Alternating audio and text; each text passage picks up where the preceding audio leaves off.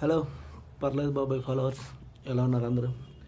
So matter ఏంటంటే అందరూ Varanasi teaser చూసేసారు అనుకుంటున్నారు కదా. ఎవ్రీథింగ్ ప్రతి ఒక్కరు ఒక్కొక్క విధంగా స్టోరీ ప్రిడిక్ట్ చేస్తున్నారు.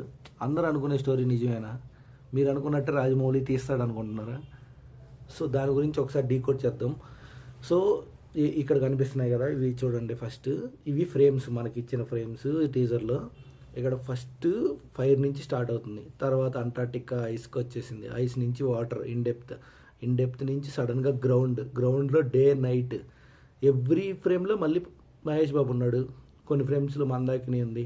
దాని తర్వాత సడన్గా ఆ డే నైట్ అయిపోగానే సడన్గా వీళ్ళు బ్యాగ్ వెళ్ళిపోయారనమాట. లంకా నగరం వార్ టైంలో అందరూ ఏమని ప్రిడిక్ట్ చేస్తున్నారు స్టోరీని? సంజీవని తీసుకురావడం కోసం వెళ్ళారు అన్నట్టు ప్రతి ఒక్కరు దాన్ని ప్రిడిక్ట్ చేస్తున్నారు. ఒకవేళ సంజీవని ప్రిడిక్ట్ చేసినప్పటికీ వెళ్ళాలి అనుకుంటే లక్ష్మణుడు చనిపోయిన టైంకి కదా వెళ్ళాలి. లక్ష్మణుడు చనిపోయి బతికేస్తాడు, దాని తర్వాత కదా కుంభకర్ణుడి ఫైట్. నాకు తెలిసినంత వరకు సంథింగ్ బియాండ్ నువ్వు ఎక్స్పెక్ట్ చేయింది ఏదో రాజమౌళి తీస్తాడు. దాని తర్వాత ఒక రే అనేది డిస్ప్లే అవుతుంది కదా, ఆ ray interconnection between the time travel. వారణాసిలో కనిపిస్తుంది కదా రే, అక్కడి నుంచి ఇక్కడికి వస్తున్నారు కదా. మేబీ ఆ పాయింట్ ఆఫ్ వ్యూలో అది అనుకుంటున్నాను నేను, అక్కడి నుంచి ట్రైన్ ట్రావెల్ ఉండొచ్చేమో. ఇంకా క్లైమాక్స్ యాజ్ యూజువల్ ఫైట్, శివుడి తాండవం ఆడేస్తాడు మహేష్ బాబు. దాంట్లో వరకు ఎలాంటి డౌటే లేదు. కానీ ఎవ్రీ ఫ్రేమ్ చూసారా, ఒక క్లియర్ లైన్, ఒక స్ట్రక్చర్. ఫస్ట్ ఫ్యూచర్ 2027 ఫ్యూచర్ నుంచి కొంచెం బ్యాక్, దాని తర్వాత కొంచెం బ్యాక్. ఒకేసారి మొత్తానికి తీసుకెళ్ళట్లేదు అతను.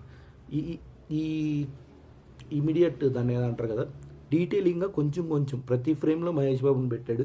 Mahesh Babu every frame travel అవుతున్నాడు.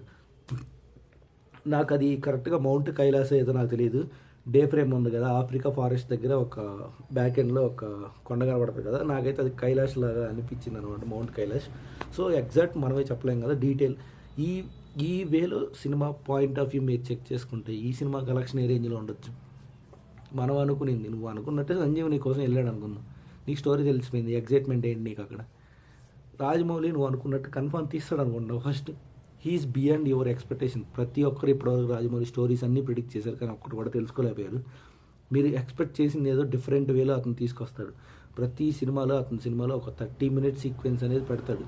ఆ 30 minutes అనేది ఆ సీక్వెన్స్ ఉంటుంది కదా, అదే heart of the film. So ప్రతి సినిమాలో ఒక్కొక్క డైలాగ్ ఉంటాయి కదా. కొన్ని రీసెంట్గా F1 తీసుకుందాం, జస్ట్ హీఈస్ ఫ్లయింగ్, సినిమా లేసిపోయింది అక్కడి నుంచి అంతే. ఆ ఒక్క డైలాగ్ అనేది సినిమాలో కాన్సెప్ట్ లాగా చేంజ్ అవ్వచ్చు. ఇప్పుడు కొన్ని సినిమాలు ఉంటాయి, ప్రతి దగ్గర మా అన్ననే కొడతా అని రేస్ గుర్రం ఉండొచ్చు. ఇలా బ్యాక్గ్రౌండ్ స్టోరీ ఆఫ్ ద ఉంటుంది కదా, ఒక్క డైలాగ్తో సినిమాలు మార్చేటివి కూడా ఉన్నాయి. అలాంటిది రాజమౌళి సినిమాలు హిట్ అవుతున్నాయంటే అలాంటిది ఒక 10 to 30 minutes సీక్వెన్స్ అనేది ఉంటుంది. ఆ సీక్వెన్స్ అనేది ఎప్పటికీ రివీల్ చేయదు, ఏ ఫ్రేమ్లోనూ వదలరు, నువ్వు థియేటర్కి వెళ్ళే చూడాలి ఖచ్చితంగా. సో అందుకని అలాంటి ప్రిడిక్షన్లు చేయకుండా, ఎలాగా కొట్టుకోకుండా జస్ట్ మహేష్ బాబు ఆరాని థియేటర్లో ఎంజాయ్ చేద్దాం. రాజమౌళి క్రియేటివిటీని సిల్వర్ స్క్రీన్లో ఎలా వస్తుందో చూద్దాం. రీసెంట్గా ఐవో రవిని పట్టేసుకున్నారు కదా, ఇంకా నాకు తెలిసి ఫ్రీగా మనకి సినిమాలు కూడా డౌటే. చాలామంది దానికోసం అతను మంచివాడే, చేసింది మంచి అని కొందరు అంటున్నారు, కొందరు మన డేటా దొంగలు ఇచ్చి అంటున్నారు, ఏంటో మనకు తెలియదు.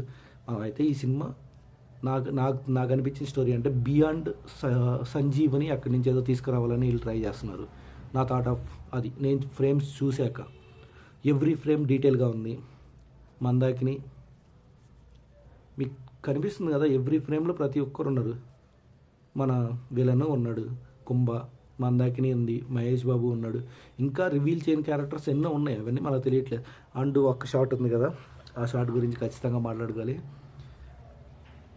మంకీస్ మీద రాముడిని నిలబెట్టి కుంభకర్ణుని కొట్టే షాట్ అది.